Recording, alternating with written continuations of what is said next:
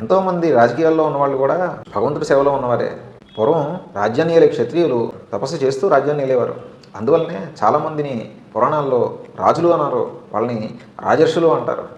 మన రాజకీయాల్లో కూడా ఎంతోమంది దైవారాధన చేస్తూ ఆ దైవారాధన వచ్చిన బలం వల్ల సమాజ సేవలో ఉన్నారు.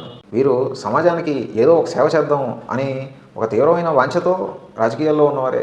ప్రతీకార వాంఛలతో వీరు కర్తవ్యక్రమాలు చేయరు. సమాజానికి ఉపయోగపడుతుంది అన్న కర్మనే చేస్తారు. మన చుట్టూ సమాజంలో ఎంతోమంది యోగులు ఉన్నారు. వారేమి పూజగదిగా అంకితం అయిపోలా. వాళ్ళు రకరకాల ఉపాధుల్లోనూ ఉన్నారు. వైద్య వృత్తిలో ఉన్నారు, రాజకీయాల్లో ఉన్నారు, ఇంజనీర్లో ఉన్నారు.